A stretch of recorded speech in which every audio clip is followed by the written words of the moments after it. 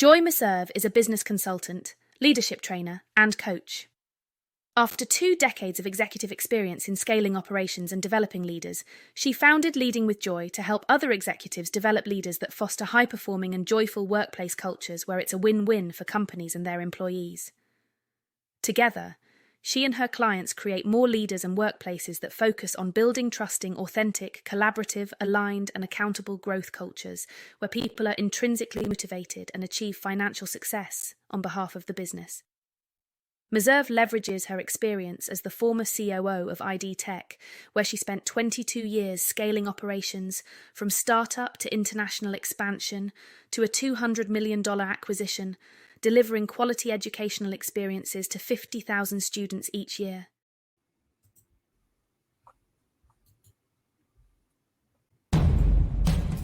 This is a Touchstone Publishers presentation, your trusted source of leadership knowledge. All righty. Good morning, everybody. And I know what you're saying. Some of you are saying it's not morning, but it's morning here. And not very often I get to actually say good morning, and it is morning. So I hope everybody's having a great week, great month. We're in our 4th quarter of the year. And we have Miss Miserve with us today because she's talking to us about a leadership concept that I haven't really thought about very much lately. I've been stuck in the traditional ones, but once I started reading some of her work and what's going on there, I said, this is somebody that everybody should hear from. So, good morning, Ms. Miserve. Thank you for being with us. Good morning, Glenn. So nice to be here. Thank you so much. Yeah, my pleasure. I'm glad we could get it together here and make it happen. I do want to let the audience get an idea of who you are, but it's going to be a surprise to you because I don't think I mentioned I was going to ask you this question in this way. Uh-oh. So the question I want to ask you, when I go through your LinkedIn profile and I look at your website and I look at some of the work that you've been doing, if I had that knowledge, what's missing from that you think people should know? I mean, is there something, secret sauce or something that's missing that maybe we should know about you or your organization? Oh, that's a good question. What's missing from my LinkedIn profile and my website? So you want me to be more of an open book, huh? Yeah. I know personally it's hard to get all that stuff inside a website or LinkedIn profile. So open the book. Yeah. Okay. Well, I would say maybe something to do with kind of how I grew up. I grew up with a single mom and, I saw her, she was in sales. And that was a great career for someone who wanted to go out and be independent and be her own woman. When she was in the 60s, when she graduated from college in the 60s, she was given basically like 3 options for a career. She could be a teacher, she could be a nurse, or she could be a secretary. And that's the story she tells. And I believe it to be true. There's so many from that era that stuck with that. But she said, you know what? I want to try something different. So she sold Mary Kay in the late 70s, early 80s, and really became her own boss. And I was there helping put labels on her makeup and, just such a young age. I think I was about 4 or 5 years old helping her with that. And she ended up winning that pink Cadillac. Okay. Yeah. So I was, seeing this at a very young age, how it was where you could be both a mother and you could be a career woman and you could sort of define your own life and your own path and your own trajectory. That is interesting because I remember it was a few years ago. I was teaching a class in Dallas, and in the same hotel that I was invited to speak at, Mary Kay was having their convention. I just started kind of, knew it was happening when I saw all the pink Cadillacs out in the parking lot. Well, maybe your mom was there, but I started to wonder about that because I look at a lot of things. I look at what my dad went through on his way up, especially when he first got started. And I also look at what my sister, she's still older than you, but she still had some of these battles. And now I look at my daughter and say, well, she doesn't really have those battles, but she does have those battles. Yeah, Did your they're mother different.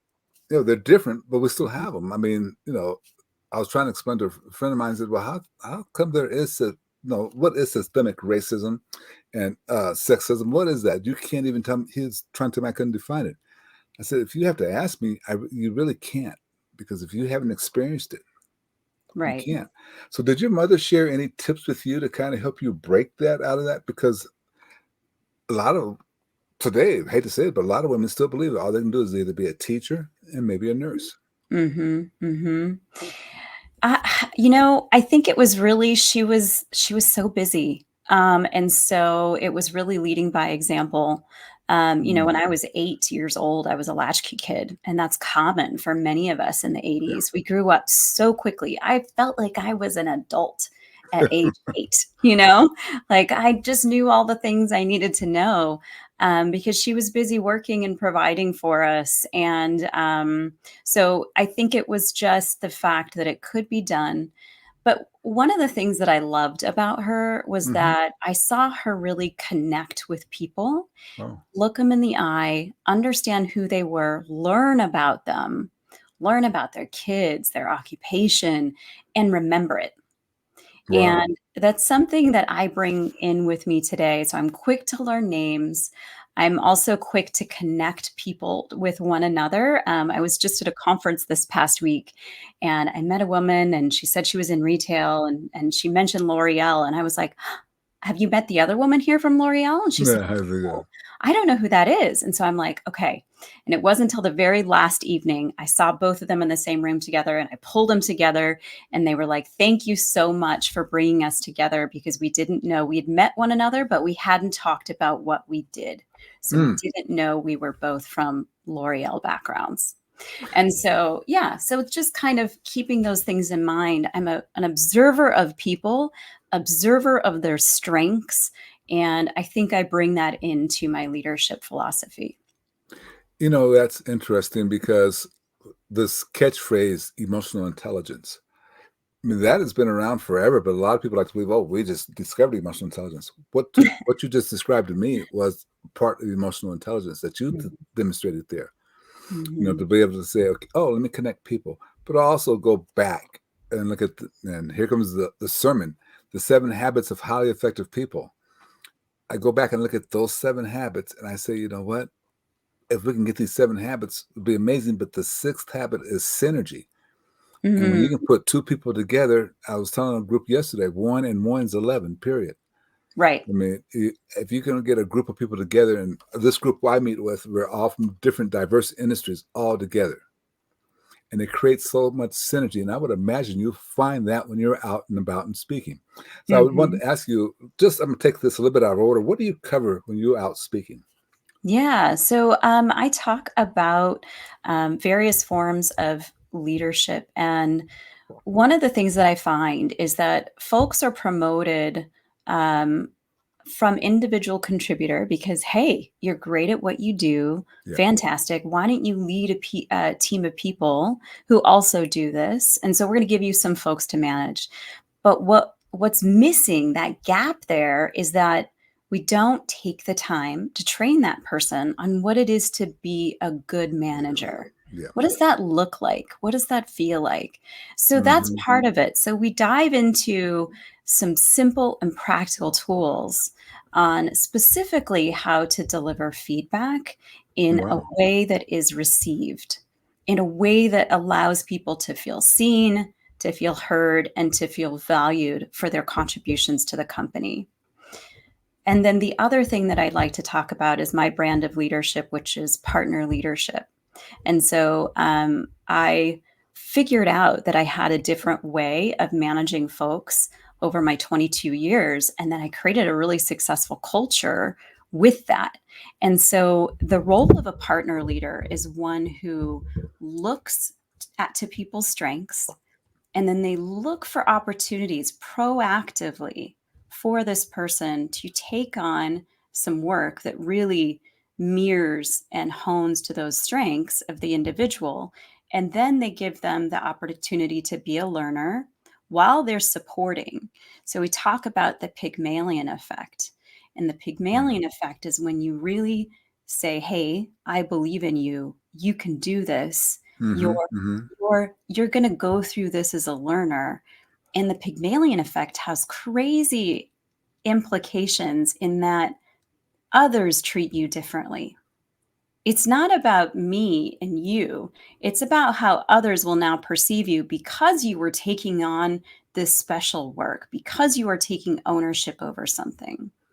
So my whole thing is around ownership, and what's wrapped into ownership is folks get autonomy, they Hmm. get purpose, and Hmm. they're going toward mastery. And those three things are what drive at intrinsic motivators. And that intrinsic motivation helps that employee be more engaged and more fulfilled at work, making workplaces more, joyful.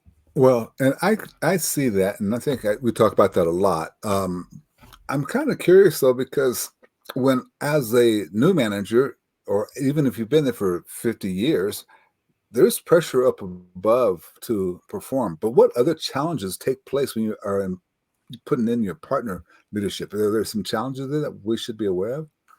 Sure. I mean, you can, I could say you could give somebody ownership and an opportunity that is too much of a stretch, where Hmm. they find themselves overwhelmed. And we want to avoid that sort of outer circle of feeling overwhelmed. We want them right in the center where they're feeling stretched, but not anxious, right? Okay. And Yeah. and but same is true for the inner circle. If we're just giving them little tiny tasks because we think, oh, you know what, it's faster if I do it. So I'm just going to give them little tiny simple things that they can do. That person's going to feel bored and used, Okay. right? You're Yeah. just Yeah. delegating things so that you don't have to do them. It's not enough of a stretch for me where I'm actually learning something new, where I'm actually gaining more skills to become a master. Yeah. That's where we want people. There's a phrase called Goldilocks tasks that was Hmm. that Dan Pink popularized, and so Okay. we want to find the tasks that are not too hard but not too easy either, just right and just in the middle. Those tasks that play to their strengths is where you want to be with that.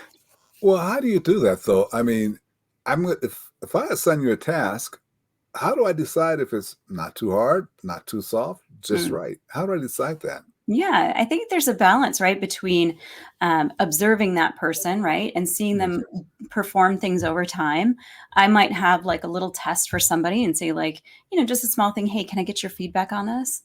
And what I'm Mm. really doing is kind of surmising where their analytical skills are, if they're a writer, if they're a data person, and I can kind of see that through that task. And then I can then say, okay, great, that's good that I know that. And I'll have a conversation with the person. I'd like to put you in charge of this.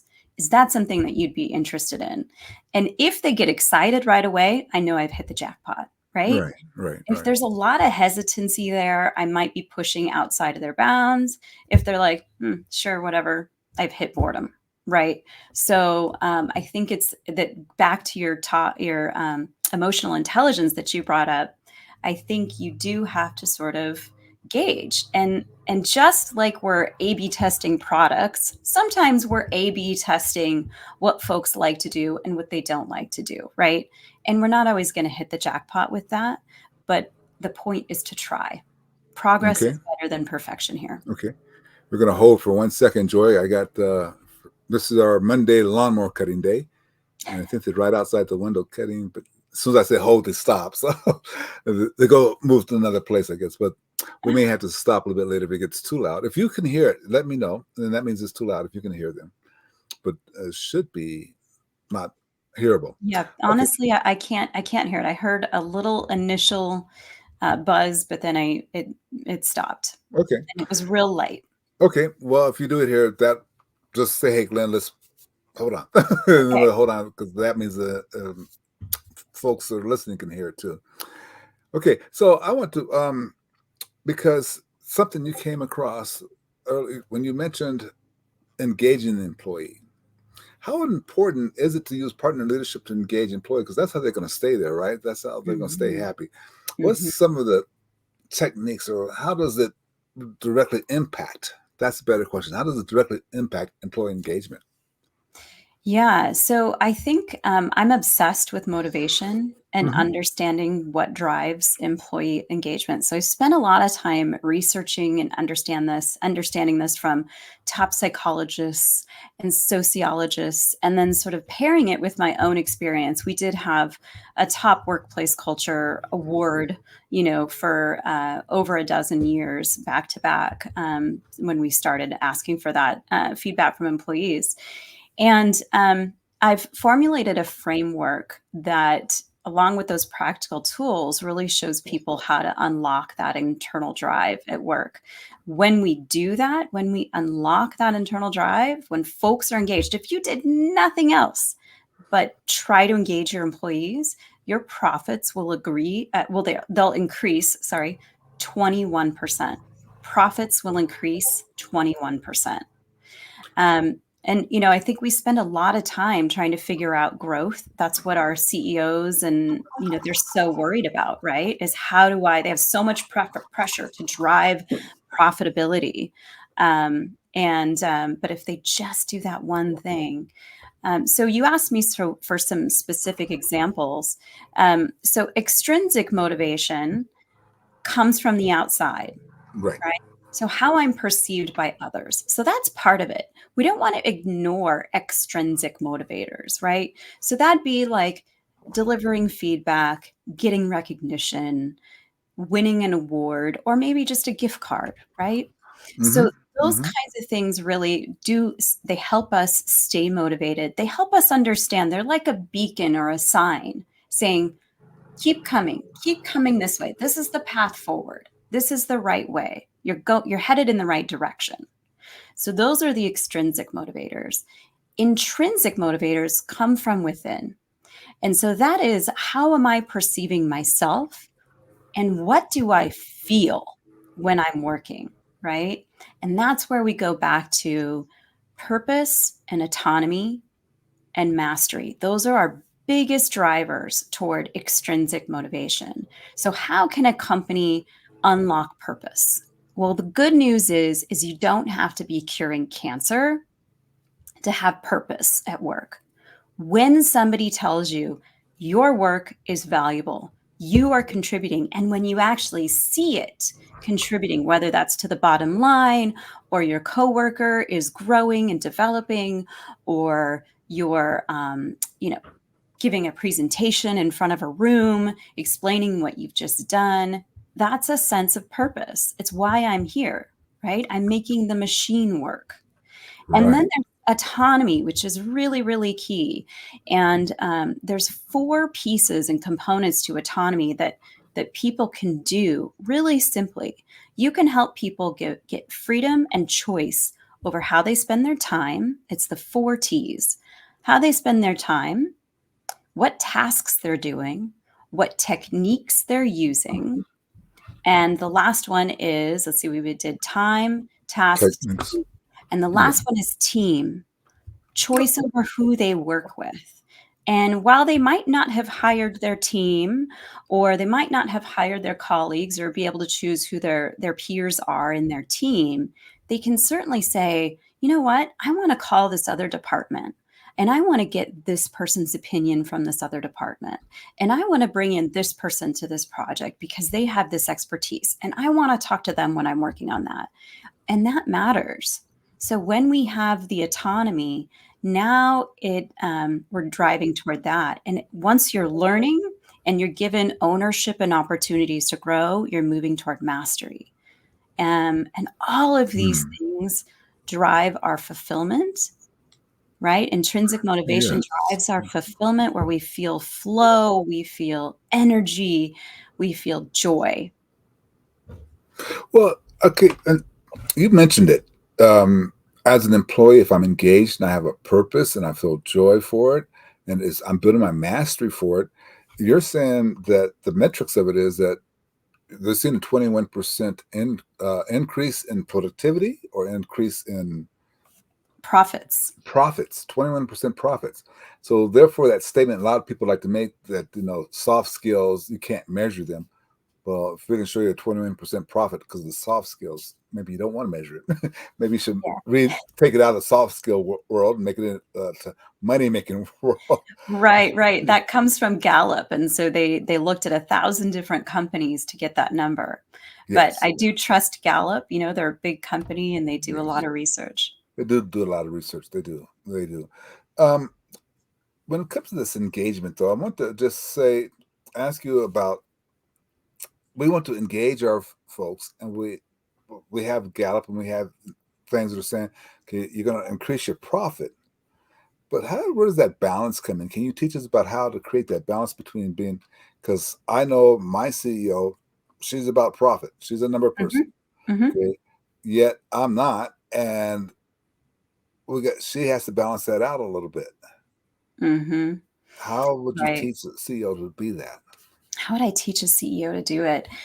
That's what I'm trying to say. I think if CEOs understand, because they have so much pressure on driving growth for the business, so much pressure. If they Yeah. understand that, hey, the first domino is my people. Make sure my people are happy. Otherwise, all of these different activities I'm trying to put in place. Oh, we're trying to, get this new marketing campaign off the ground, or we're trying to get a new product out there. Or we're trying to, bring this to a new location in a new city, right? All those activities to drive growth. If you just had the people portion right up front, now all those activities are going to be boosted in their ability to drive profit for you. You said something, and then that takes me to an article you just wrote too, or a posting you just did. I call them articles, but you said people, and I believe you have to hire right in the first place. But don't like, don't you need to be worried about their ability to create profitability? Don't you need to be worried about their skill, their education, back to the hard kind of things? Mm. Where do you think that lies in when I'm managing my people? Well, I'm getting ready to hire my people. Hmm. Well, certainly they need to display the competencies you're looking for. Absolutely. But I do think that experience plays a role in driving those competencies. And that's exactly why I'm trying to get more leaders to grow more leaders from within the company, because they have an opportunity here to really upskill their employees so that they can then go out and get another great job after this one. And so, yeah, I believe that some of those things that we're looking for when we're trying to find a good fit are grit, right? So I look for grit as one of the number one keys in when I'm looking for good hires. When I was going through your information and reading through things, grit hit me as, what does it mean? You go on to explain it, but tell us, what does grit mean? Yeah. So for me, grit means it's somebody who's willing to do the hard work, to really get their hands dirty, to dig in, to ignore the urge to quit Hmm. and to say, I'm going to keep going. It's that determination, that strong will to really fight for something, to fight for outcomes, to drive toward hitting goals. That's what I think I'm looking for with grit. And I do that in a couple of ways. So you may have heard Malcolm Gladwell's idea that it takes 10,000 hours to become a master at something. Sure, yeah. So, one of the questions I love to ask is, tell me about something outside of work that you've spent many hours doing. What is that? And are you a master at it? Hmm. Right. And so I want to get at what people's hobbies are, where they spend that extra time to see if they really push hard to become a master towards something. And then another one of my favorite interview questions is, walk me through your first 7 jobs. I want to know where people come from. I want to know those early jobs.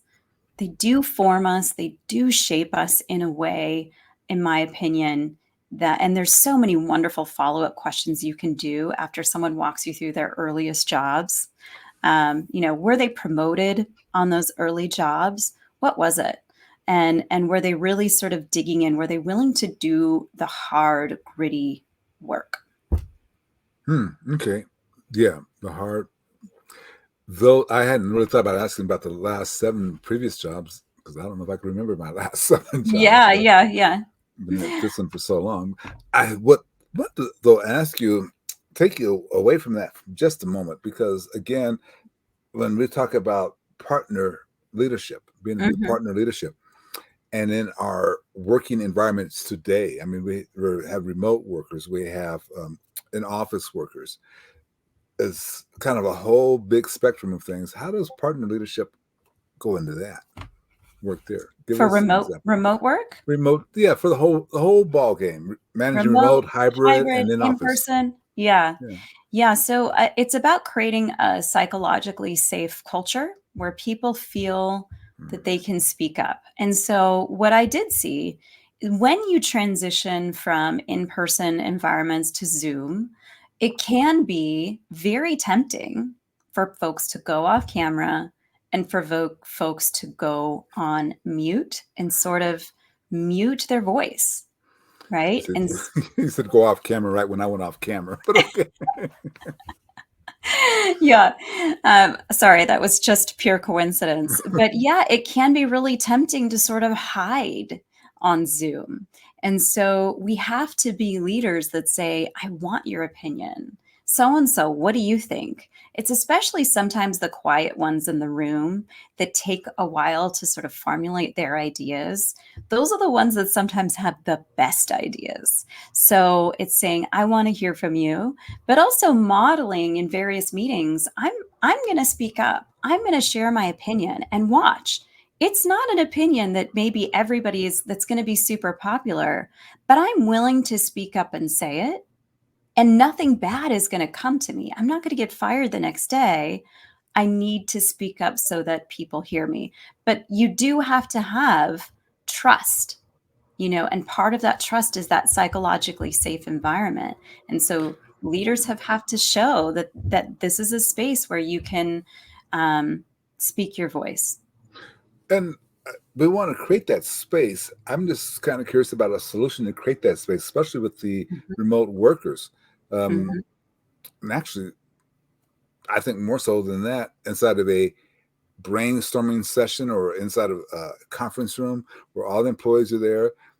Only the employees who talk a lot, who enjoy talking, are going to be giving their ideas. But like mm, you said, oftentimes that person who's the quietest has the best ideas.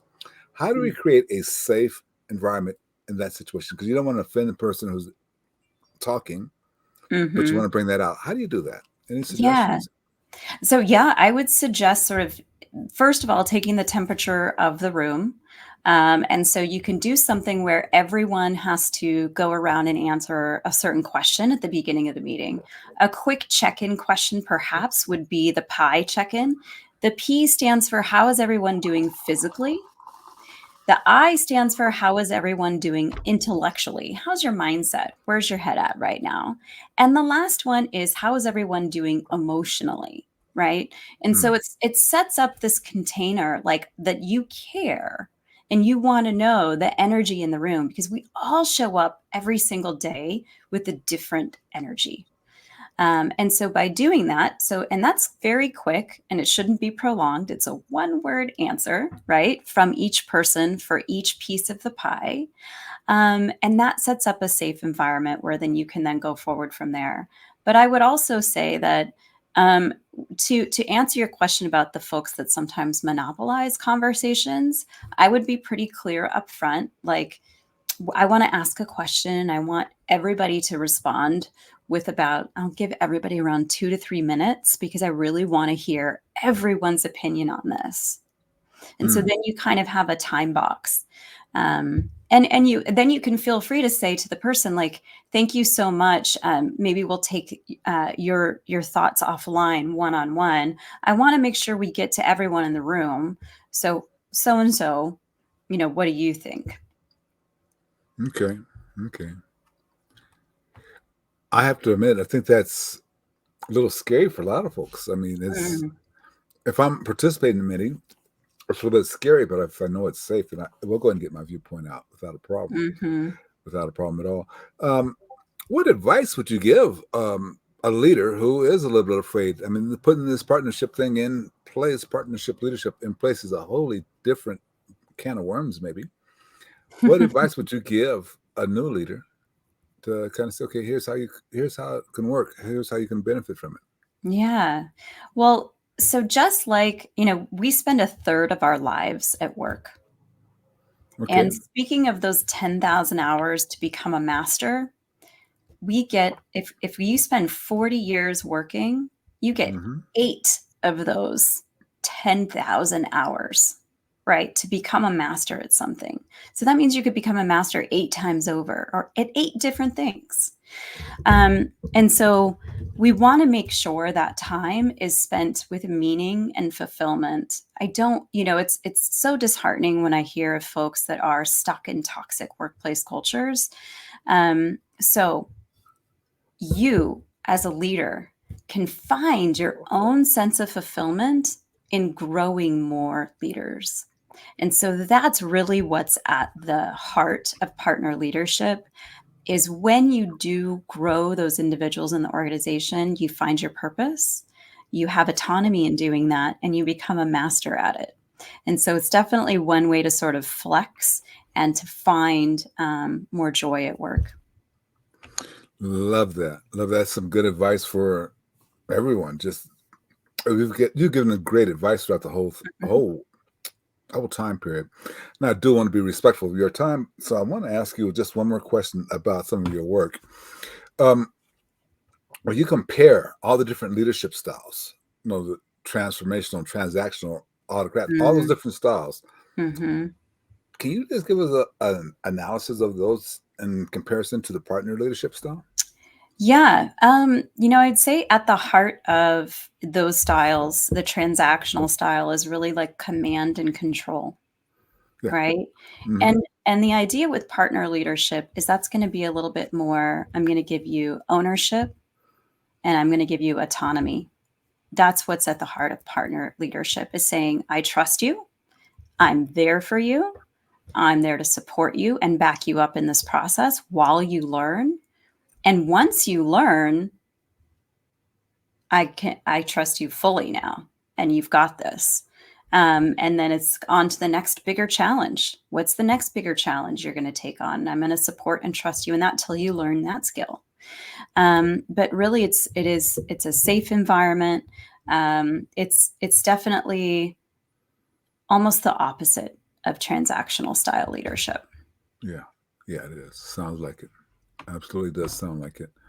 But that created another question in my mind. I told you this might happen, so I want to just ask this question, because at the start of the day, we were talking about that leader who's doing the job well and got promoted. Now they're leading the people that did. Mm-hmm. Are they ready for a partnership style of leadership? Do they need more time in the gates before they can actually apply those type of skills? It's a very good question, and one that I'm sort of, honestly, I'm sort of beta testing out there as I come into groups and I'm saying, okay, like who's ready for, the basics of how to deliver feedback? Everybody is ready for that. And I can find folks in the C-suite who do not understand how to do that effectively, who are coming in with all sorts of, words, labels, adjectives that are going to put Mm-hmm. a defensive wall up, and now the message cannot be received, right? Once you start coming at me with words like, you were rude, you were disorganized, I'm not hearing that anymore, right? Right. I'm taken aback, I'm taking offense, and I'm on the defense. But to learn how to say, instead of disorganized, there were 3 meetings in which you were 10 minutes late. And when you showed up, you didn't have the work done. You hadn't read through the brief or whatever it was, just to be more specific where the person cannot disagree with you. Okay. Okay. Mhm. So those are the things I think that everybody needs. Partner leadership, I do think, is kind of next level up. If you're in middle management and you want to get to a director level, a VP level, or a C-suite, this is going to help you in proving that you add a ton of value to the company because you are growing leaders right and left. You've got a productive team, you've got a happy team, you've got a team that is engaged and building profit for the company. Yeah, and you do. And I think I might have to agree it's the next level up. Mm-hmm. But yeah, because feedback skills and those things are really out there and important. I want to Mm-hmm. ask you one other thing, though. I know we're at our time, but I want this. So take your time, please, because if you don't, I'm going to come back and ask you again Okay. anyway. But what are you doing right now? What are you doing right now to help organizations improve, help organizations Mm. make a difference? What are you doing right now? Yeah. So I'm coming into companies and I'm training teams, but then I'm following it up with group coaching.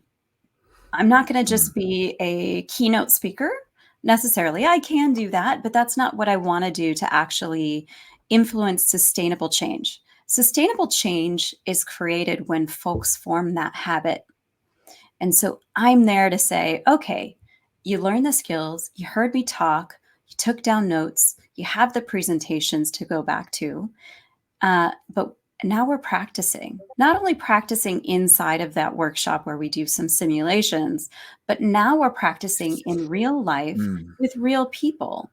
And so we're going to talk about that. How did you deliver and drive value in giving someone ownership over something? How do you drive employee engagement, right?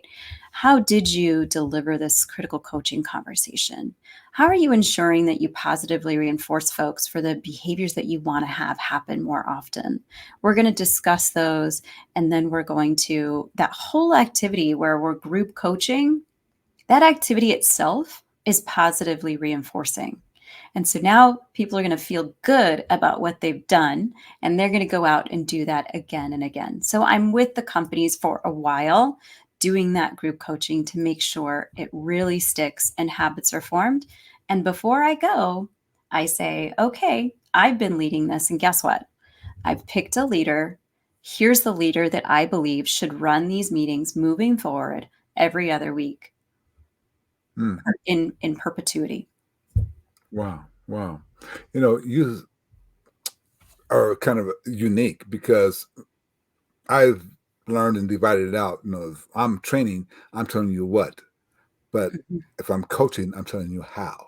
Mhm. And it sounds like you're doing the training, and here's how you do it. Here's how. Just like you laid Mhm. out, here's how. Mhm. So how do people find you to say, hey, let's discuss this a little bit? Sure. They can find me on LinkedIn and Joy Miserve, and also, of course, my website, which is leadingwithjoy.com.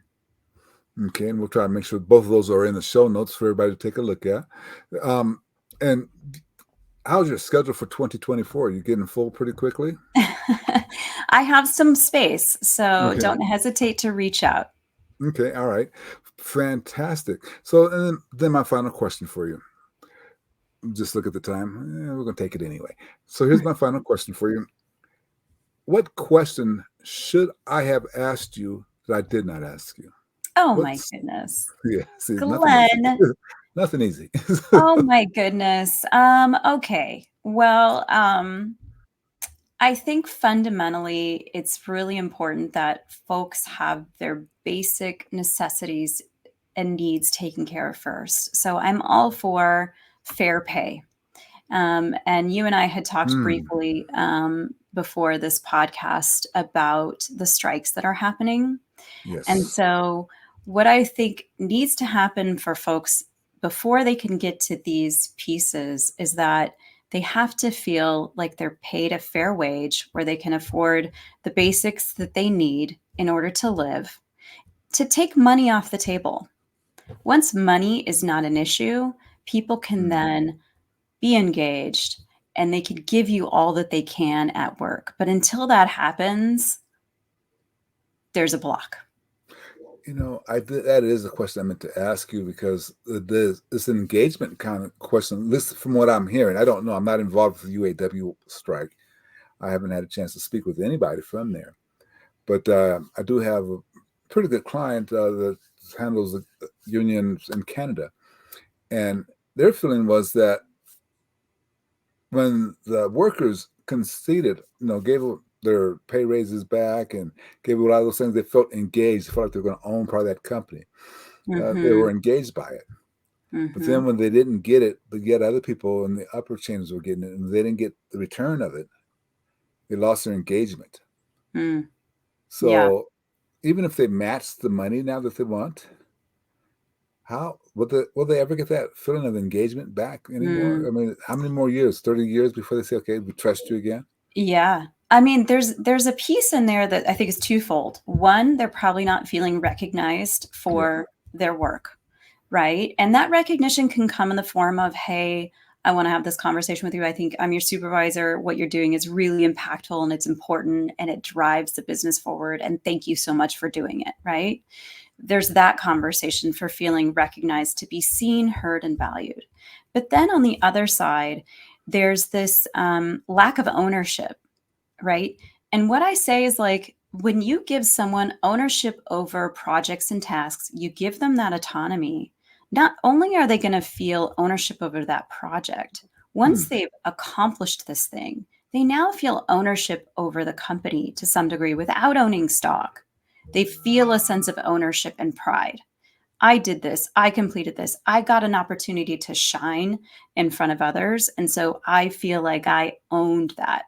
Especially as long, you have to give them credit. You cannot take that credit away and give it to yourself, right? You have to give that credit where credit is due. And I don't think they're being given credit where credit is due. Is there ask for ownership in the company? It is part of monetary compensation. And so right now they're feeling I think it's a reaction to being treated unfairly. This is hey, all of this time we've been doing all these important things for the business. You haven't given us recognition. And now, and you haven't even given us enough pay that we need to cover our bills, but instead it's a betrayal.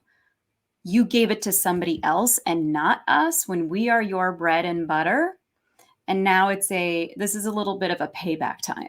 So now we're going to ask for this. But had the company and the supervisors from the very beginning given them pay where pay was not a concern, enough pay where pay was not a concern, treated them with respect and trust, reciprocal respect, given them that recognition and given them ownership over things in the company to feel it, to be recognized, to be feeling like they are contributing, they wouldn't be asking for this. I don't think they'd be asking for this. They wouldn't need to. They would not need to. Yeah. And I know I said just one more question 5 questions ago, but this is something because it just came in my mind that you filled us with so much knowledge and so much wisdom.